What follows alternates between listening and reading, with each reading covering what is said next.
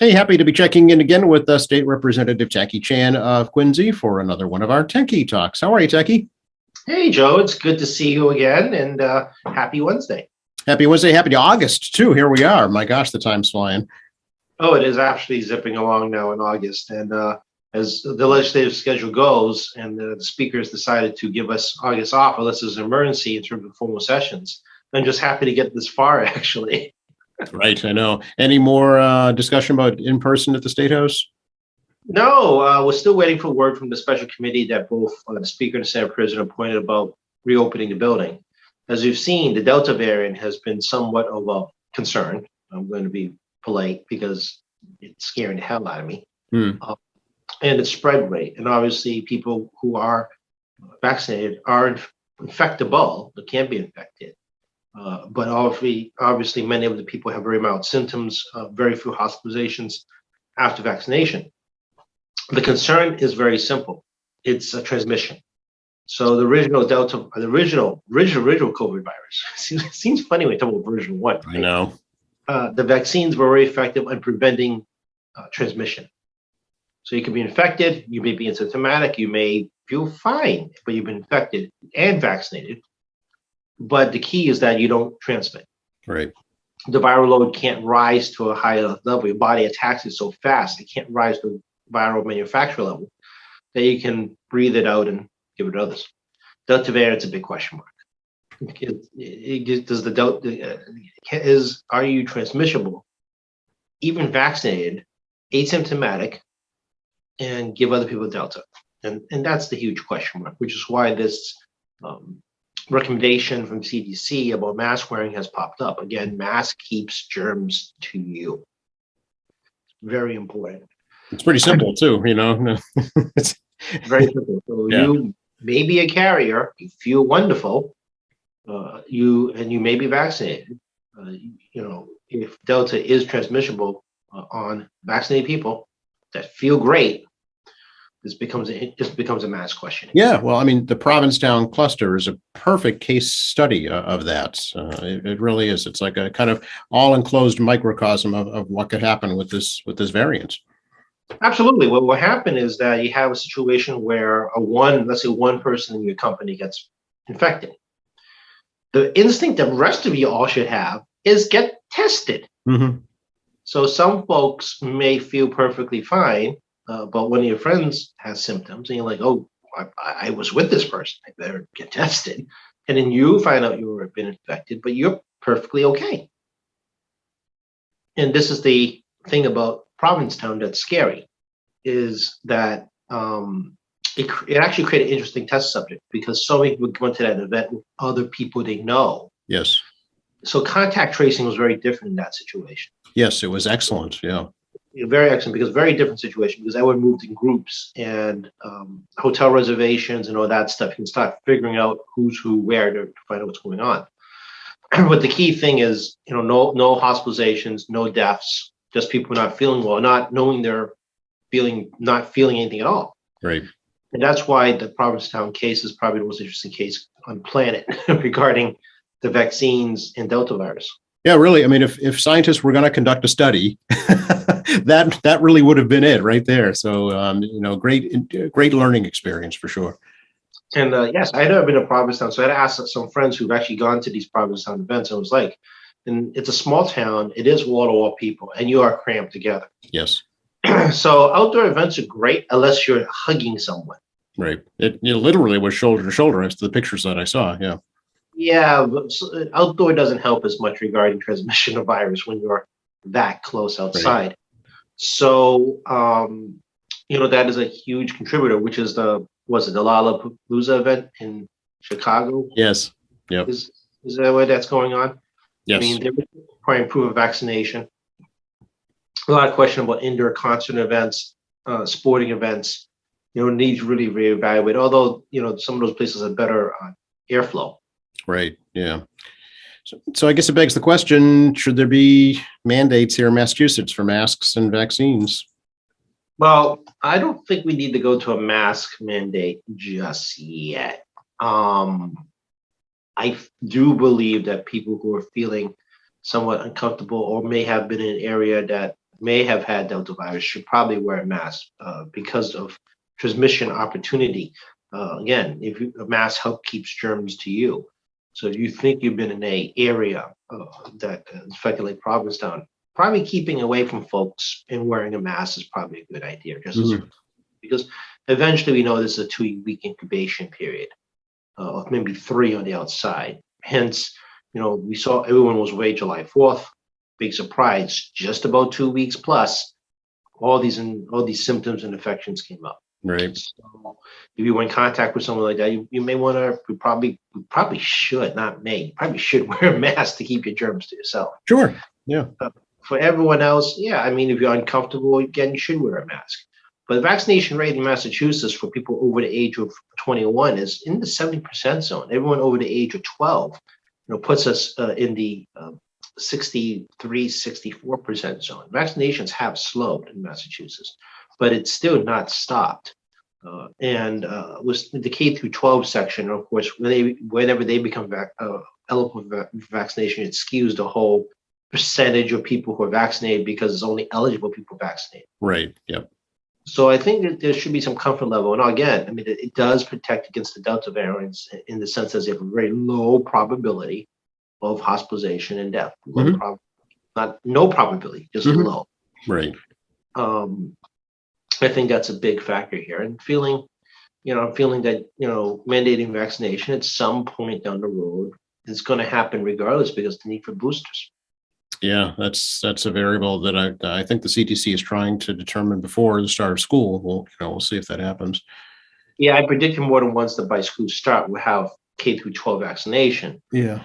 Well, the news, the FDA wanted more data, meaning they didn't think the sample sets were big enough. So Moderna and Pfizer have gone back to extend their studies. So that means it probably delay a K through 12 opportunity for emergency authorization to probably around Columbus Day Halloween zone. Right. If we're really lucky to able to get those new data set studies going for the FDA. So it's good to hear this precautionary approach by the FDA. I think people are like, oh, they're going too fast. They're suddenly making us. And the fact with children, they are looking for more data is indicative of that they're doing the job. They really aren't rushing in the sense that people think of how rushing a job is. But there's also, that K through 12 emergency authorization, I think will also delay when they provide full approval for these drugs as well. Yeah. Yeah.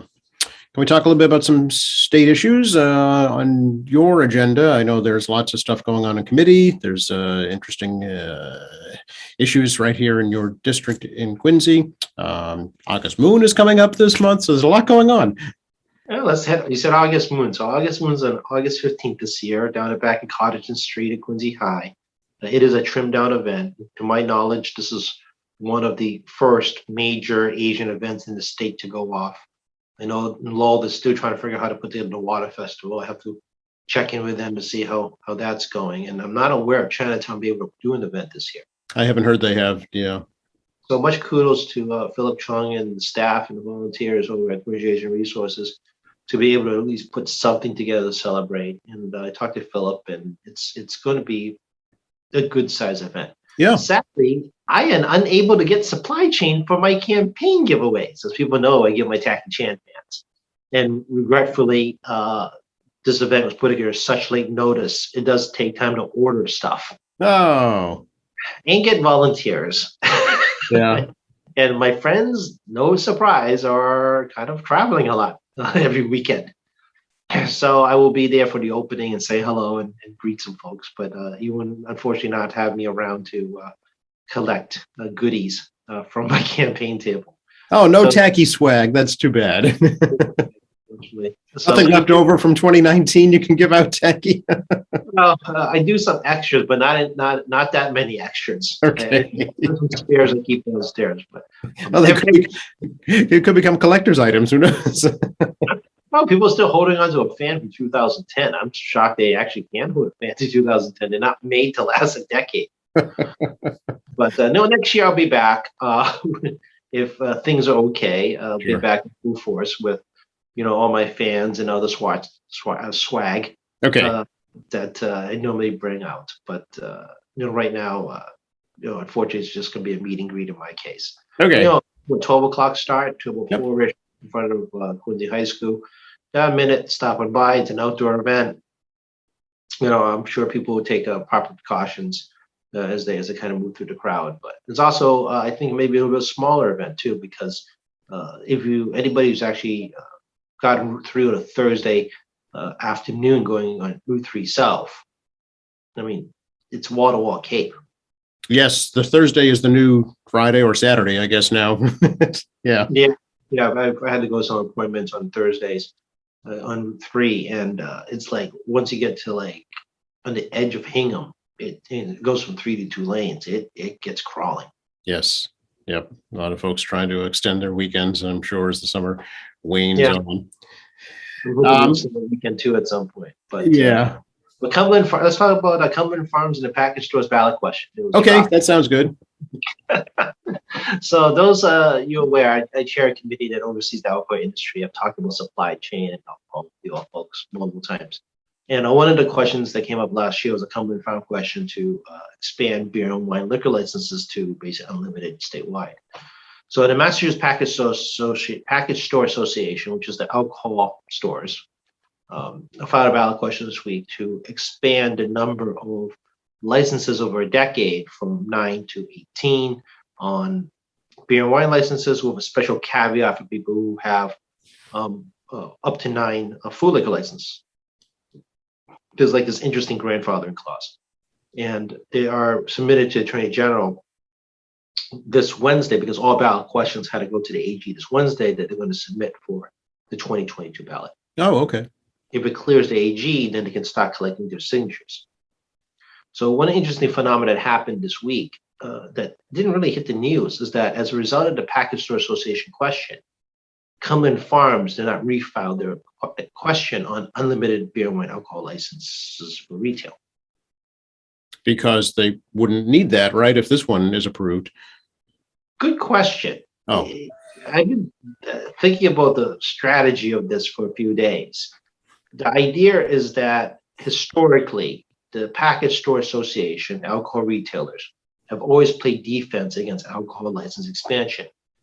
For people, a little refresher for everyone, for you, is that each community, in the state, for each corporation, you're going to have 3 total beer and wine licenses originally, or 3 all alcohol sale licenses for retail. Per community? Per corporate entity in the state. Oh, I didn't know that. Okay. That was changed about a decade ago. Okay. To increase that to 9 beer and wine licenses. Okay. Corporate entity in the state, which is why, as many people may notice, there's only 3 Cappies like for a long time. Mm-hmm. You will remember that because they only got 3 licenses per corporate entity in the state. So now it's up to 9. Starting a decade ago, that went from 3 and gradually rose to 9. And now the discussion about whether we should go from 9 to a larger number.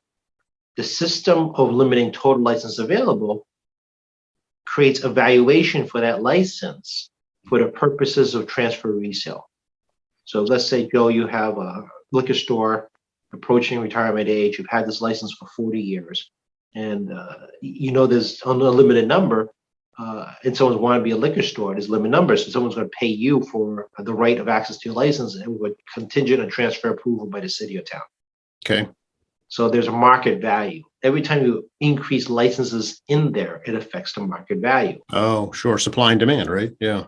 Correct. The more supply demand. And you're going to see this in the city of Boston. We are still predicting, and I think we're still right so far, is that the closure of restaurants to hold liquor licenses are going to dramatically change the value of license valuation transfers in Boston, because they were going as high as $450,000 at one point pre-pandemic. That price has been cut by 50% last November. Is that right? And I think it potentially could go down again this November as restaurants continue to be very challenged. I was on Boylston Street like 3 Fridays ago now on a Friday night, and you can get a table anywhere. And I'm looking at Max Brenner's chocolate thing is closed. we heard the poorhouses closed a while ago. I'm just looking at the street at all these closed restaurants. Yeah. And those restaurants with liquor licenses. And if you can't open a new restaurant, those licenses hold no value. Yeah. I So see. no one can buy it from you. So the same principle applies to retail liquor licenses too. So you're going to start increasing the total market of retail licenses. It decreases the value of the existing ones. Oh, okay. So in Cumberland Farms case, they may be doing more harm to themselves than good. Well, in terms of the Farms case, it's not that important because it's not the pinnacle of their income. Right. Yes. Yeah. The same thing with supermarkets. So, like, we go to Stop and Shop in North Quincy, they have a beer and wine section. That is an ancillary profit for them.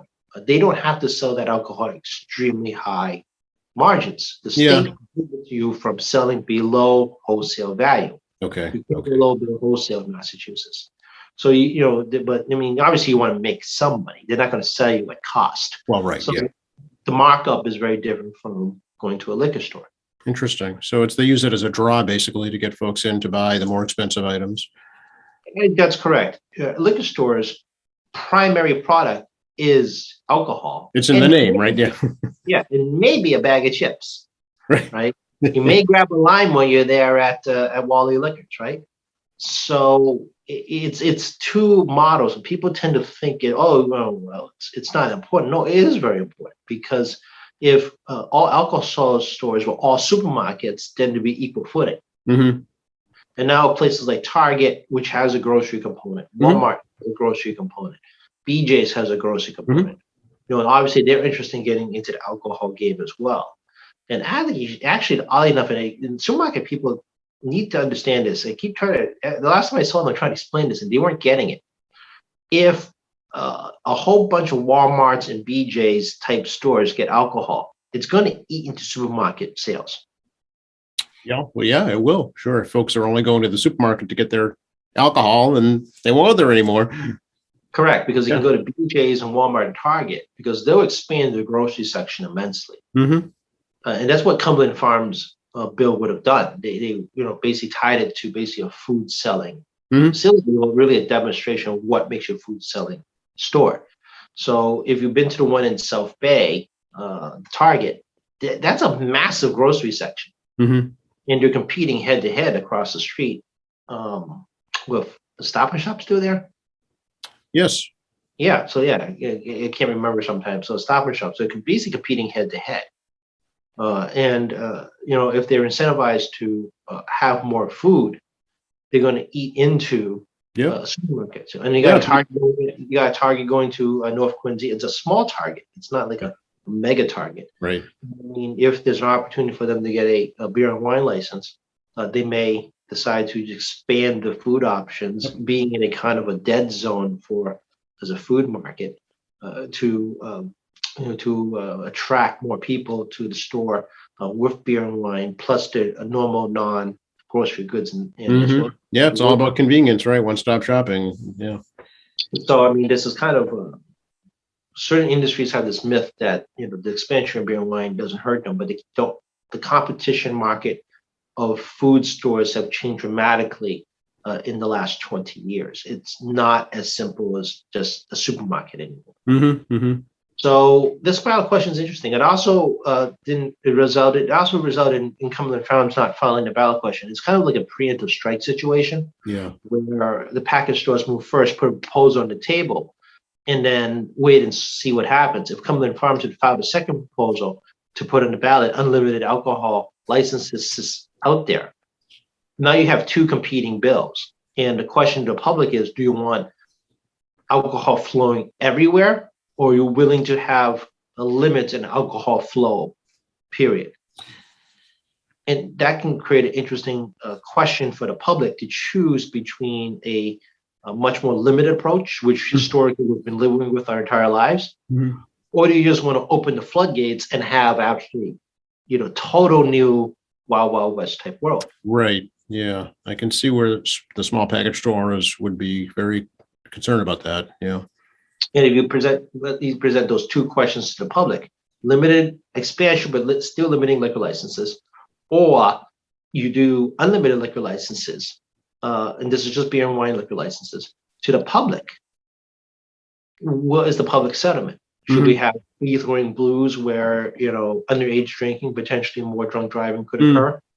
Or do you like the idea that, sure, we should have more retail availability, but we don't want it in a way that results in over accessibility? Yeah. So today is the deadline then for the AG to determine if it goes to the ballot? No, the AG has a few months to look okay. at.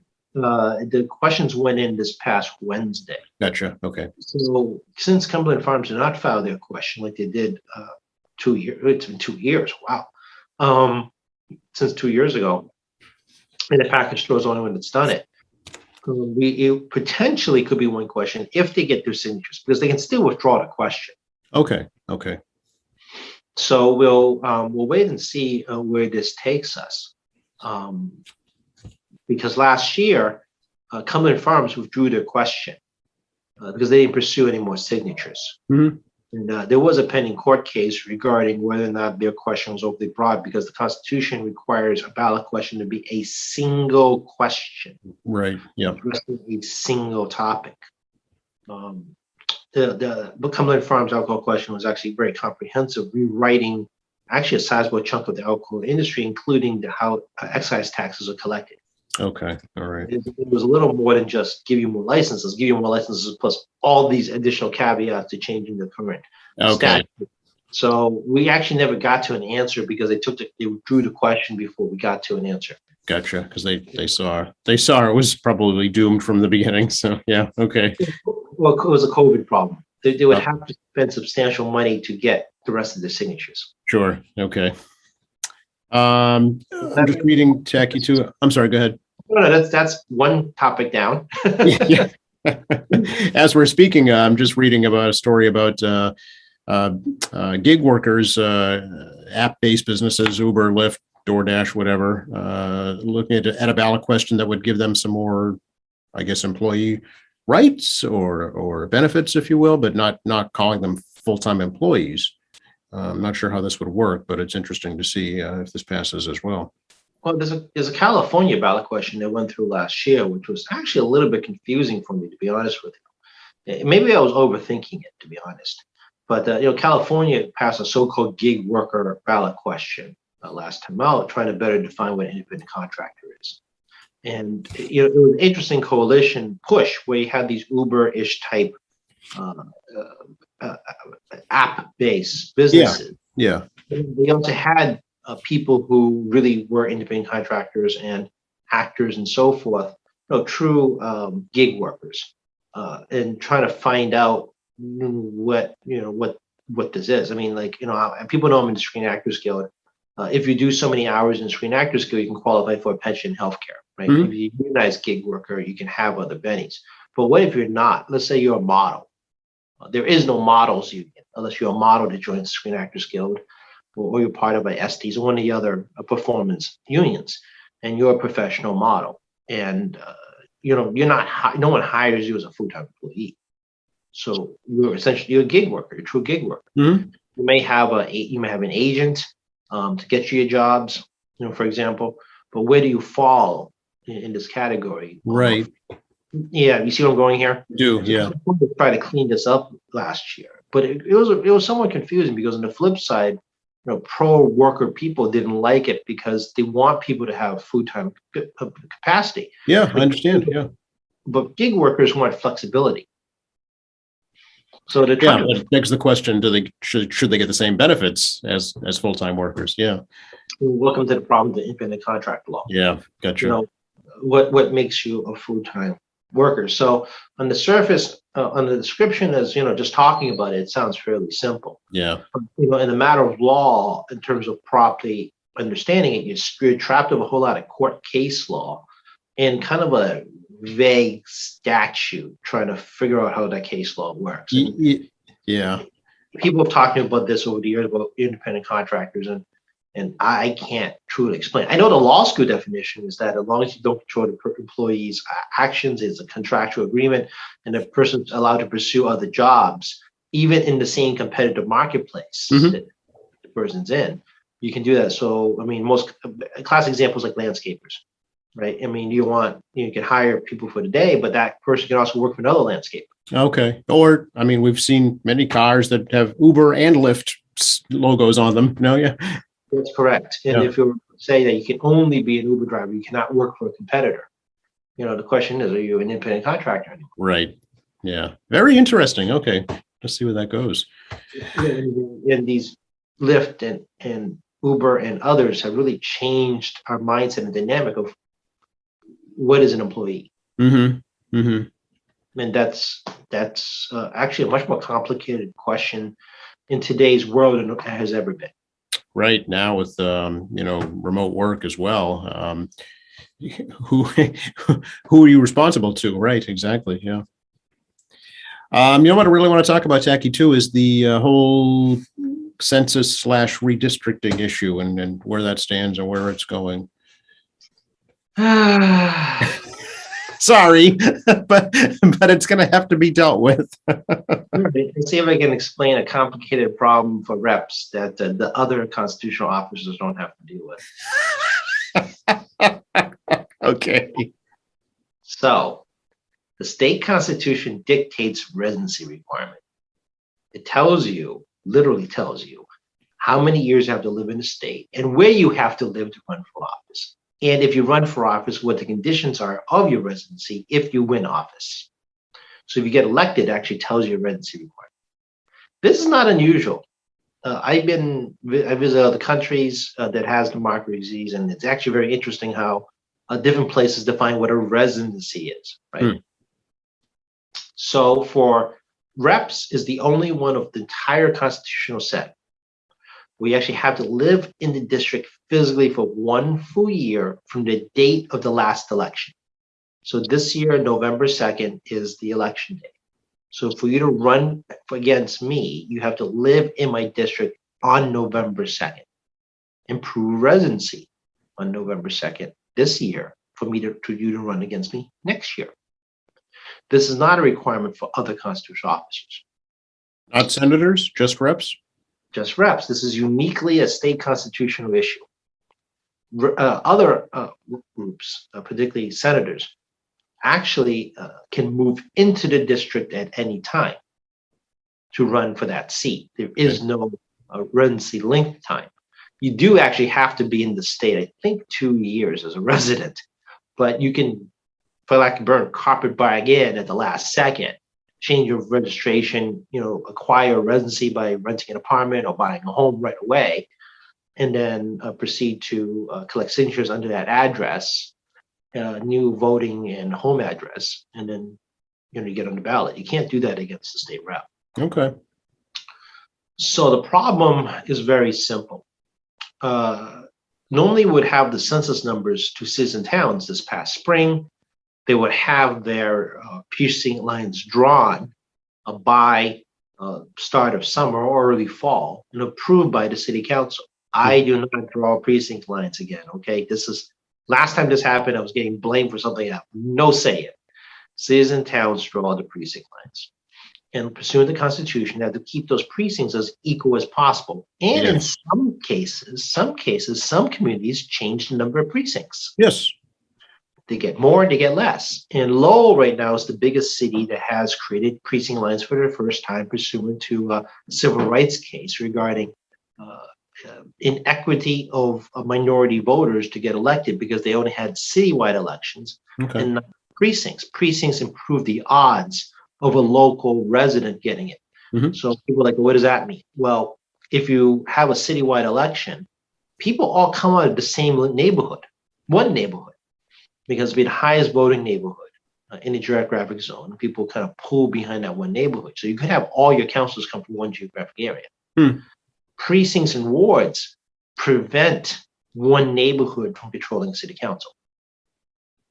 Interesting. Yeah, I know here in Quincy, I've talked to the city clerk. She's anticipating 5 new precincts in the city because of the increase in population. Yeah, so choices: create more new precincts or make the current precincts bigger. Right. Which I guess she said anyway, by state law, there can only be 3,400 per precinct, 3,400 people per precinct. then I think we may be making more precincts. Yes. It Yeah. is extremely possible that we will be making more precincts. So why is this important, folks, regarding the residency requirement? Well, given the fact that the city and towns have not gotten their data to create the new precincts and vote upon them, the state reps and senators districts are based on the precincts. So, 3,400, 3,400, try to add that together to get me to a 44-ish thousand people is how you would do it. And we have a margin error of 2.5% on each side of the magic number. Okay. But we have a bit of wiggle room on each end. The House has proposed changing the law to use census blocks to make our precincts. Make our districts. Because the census block maps will be available by September 30th. Although I saw a Twitter report from NPR that, even I get some stuff from Twitter, from NPR stating that it may be available by August end. Maybe. Okay. Then I saw a date for like September 23rd. So I don't know what's going on in the census.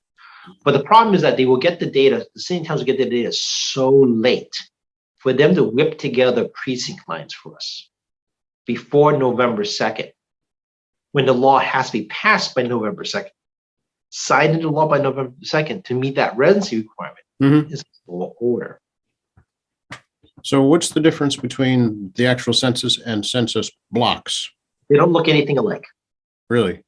So, for example, the census block, when we talked about census all last year, I was talking in terms of census blocks. So when I was looking at my census map talking to you, well, actually written down my little card of all these data.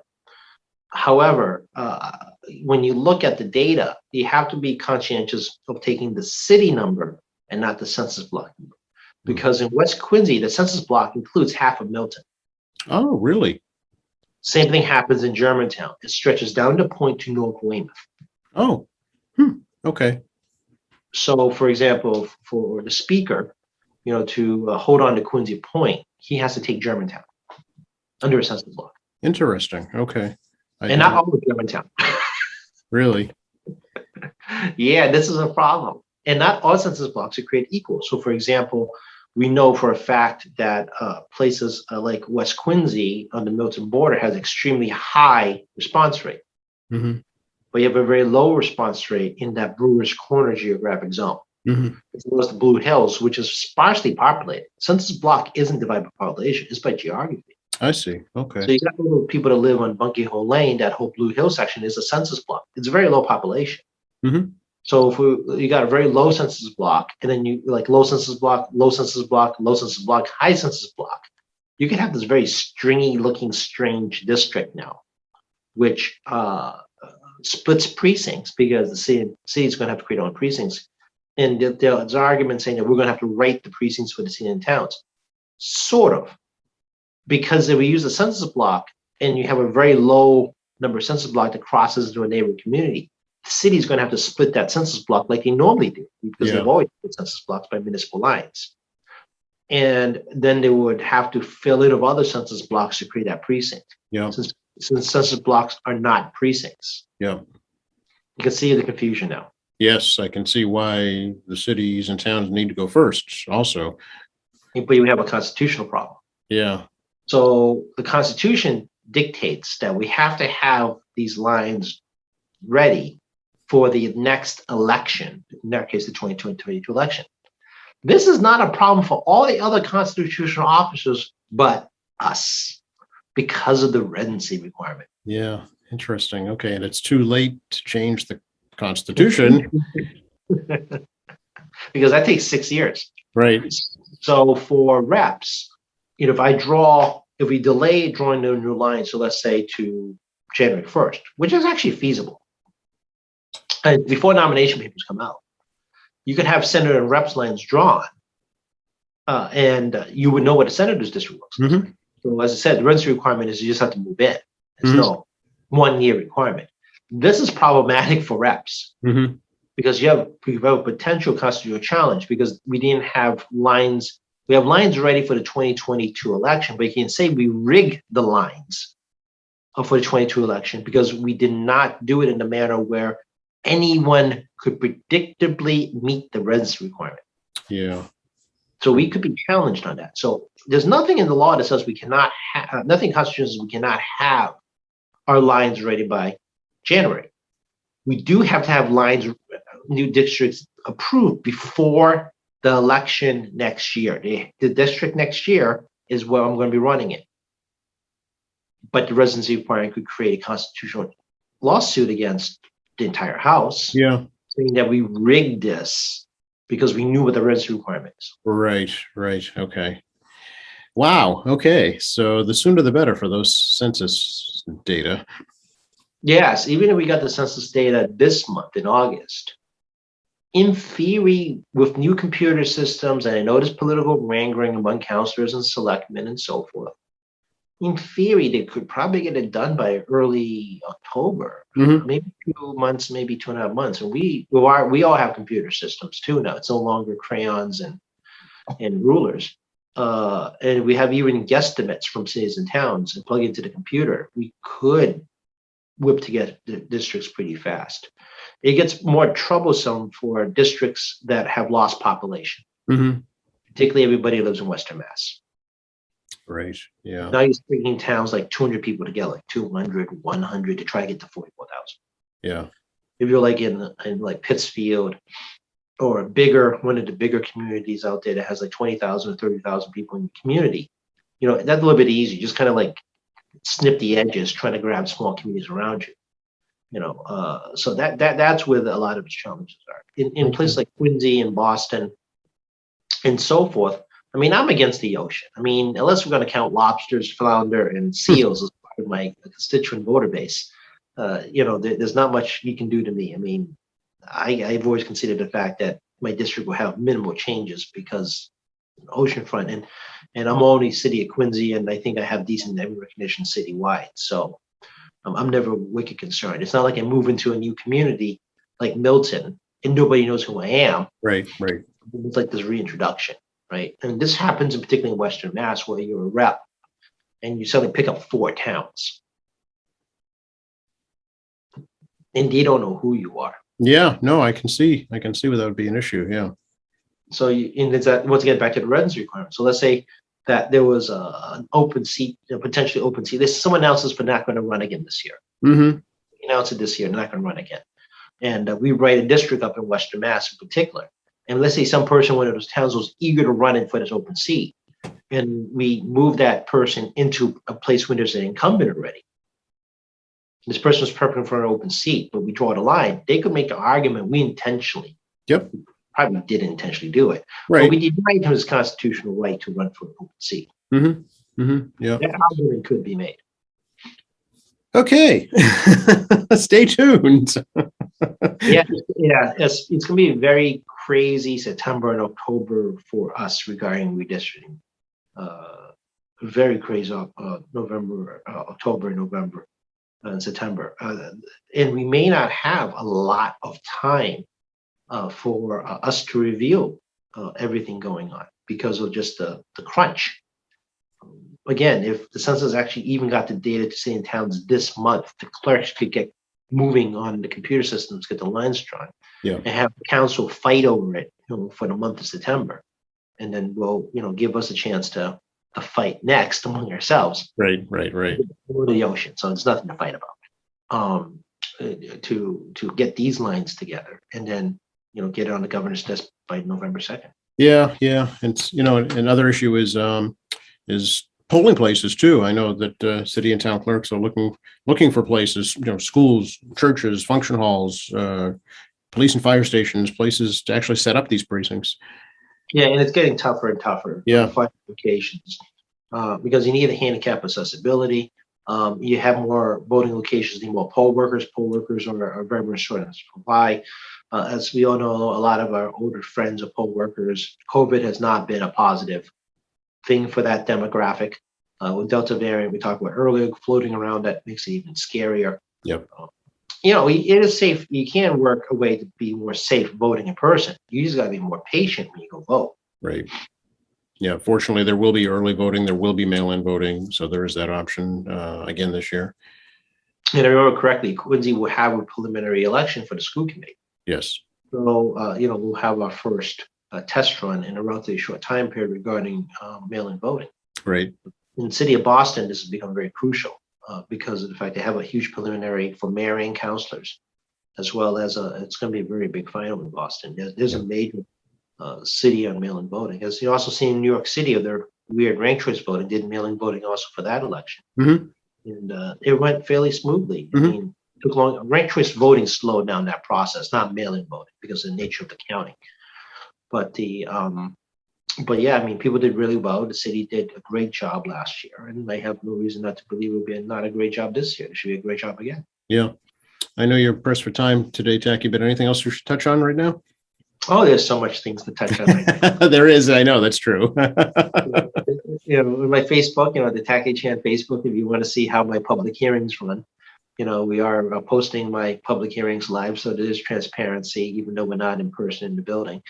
And people seem to enjoy watching those public hearings, and pretty fascinated by the topics that I take on. So people, as the chair of a committee, I mean, people will ask me, what does it do? And it's actually a very complicated answer because of the volume of non-related subject matters. Not deal in a committee that things touch each other, for lack of a better term. Yeah. So, I mean, I have a committee of a very variety of subjects, and it's kind of hard to explain. I always hit the big stuff when people talk, but, for example, you look at the hearing from Monday, there was a lot of talk about, actually not Monday, 2 Mondays from now, 2 Mondays. So that have been the last Monday in July, there was talk about things like what a peer counselor is for licensing, what defines a peer counselor, and then weird chair warranty, lemon law update. And, these are actually pretty interesting consumer issues and licensing issues. What action, the committee decides to take, I don't have an answer yet. But, I mean, the testimony was actually very interesting, and it provides some insight for us, as well as the fact that we do have meetings with some of those individuals that you see in the public hearing after the hearing, particularly people that are attorneys, engineers, experts who work in industries. To give us more insight about how things work. So I know that QATV sometimes publish some public hearings. Remember, you guys had one with me in it. I didn't know I was on QATV till I walked in the studio back when we could do that more freely, and saw myself there like, oh, I didn't know you had that recording. And I behave better there than I behave here. This is Tacky Unplugged on this podcast. This is a much more professional behavior, I think, than my fun Tacky Talks with Joe. But and we're doing a little hiatus in that for 3 weeks. We'll start back on public hearings August 30th, and I'm probably going to run another 8+ public hearings right into the edge of November. But we're hoping to get most of these public hearings done by October. Then we'll probably run another set in January as we're running the schedule. In the meantime, we got to exact bills out. You actually get to watch how we actually vote on bills in this really poor format. In-person voting for bills is easier because it actually is faster. Mm-hmm. This format doesn't make it faster. It actually slows us down. So we've been doing slate voting with people to raise objections to bills prior to the slate approval. So everyone's recorded on the voting sheet the way they want to get recorded in the votes. It's not so much that people don't vote. It's that we want to make sure they're recorded correctly on our sheets. Okay. So one of the challenges I have is to ensure that if you have an objection to a bill, that we record you properly, because that's disrespectful to not get recorded properly. Make sure that we actually work very hard to accommodate members to ensure the proper recording. Yeah, you're like the orchestra leader, the conductor, if you will. It is somewhat like that, because you're managing the hearing traffic, and the chair has enormous flexibility about testimony, meaning, how long you can go. I can cut you short. I can give you a few more extra minutes. I control the line of questioning between the membership to the public. The public is not to debate each other. This format, people can start muting themselves randomly and start like intruding. And this is not a public debate between people. Right. That gets chaotic really quickly if you allow that. Yeah. Yeah, there was an attempt to do that, and they kind of had to put that down. But membership asks questions, and there's a whole procedural component of how the committee members ask a question. And even just even the dead silence part, we've had incidents with technical difficulty, and you can watch me sit there, and all of us sitting there is just dead zone. It's like, okay, what do we do now? We're waiting for the guy to get on. We got to like this. What do you do? Right. Yeah. Little song and dance. Do you tap dance, Tacky? In person, we can always engage in some conversation, or I could bring up another testify. Yeah. Or a sing along perhaps with Tacky, Whatever, as soon as we get past all like by the way, here's the future schedule, looking at email box, all the administrative stuff. There's really not a lot to talk about. And then the Monday hearing of the 28th, I had technical difficulty. Zoom kicked me off for about 15 minutes. Oh, geez. So my co-chair had a pinch hit, take over the public hearing as I'm trying to resolve how come I can't get back on. Mm-hmm. It turns out that Zoom has a feature that prevents bombing. Yes. So now the anti-bombing feature was keeping me from getting on. So we had to start playing with the software trying to get me back in. So again, I want to go back in person desperately, as you can hear. Yeah. But you can see some real life stuff on my Facebook to see these public hearings. You don't have to watch all 4 hours. I mean, you could skip around. But, it gives a little bit of insight of these public hearings. Yeah, it's like Tacky on demand. It is. But I don't think anybody loves me that much to be on demand. Or, of course, call your office, send you an email. Yep, 617-722-2014, 617-722-2014. That's the office number. Mash a button. You'll get to a staffer. We'll figure it out, who gets it next when you hear from us. Tacky.chan@mahouse.gov, tackey.chan@mahouse.gov. We should really talk about my email next time, exactly what volume of email I have. But, I work very hard in trying to sort through, again, priority issues or constituent concerns. Okay. Always constituent concerns, people with problems that need some help solving. And they're still flowing in, as well as the fact they get an average of somewhere between 20-25 pieces of testimony per day, on top of people's policy requests, on top of all the so-called junk mail and briefings and all this other stuff. So, and internal emails. So it is, we're still in high email season, but we could do a whole segment about that next time, about the horrors of email. Yeah. Interesting. I'm sure people could relate. No question. Yep. And we got it on tackeychan.org. Again, we put some social service numbers up there, contact points for you that may be more efficient in trying to find me, if you can find information there. Okay. And of course, we have Kiwi TV. So, you can see us on YouTube. Absolutely. The next time we talk, I want to talk about the hate crimes task force I'm just reading about here. So stay tuned. Stay tuned. We have more topics ahead. All right. Good to see you, Tacky. Thank you so much. Good thing. I'll see you in a week.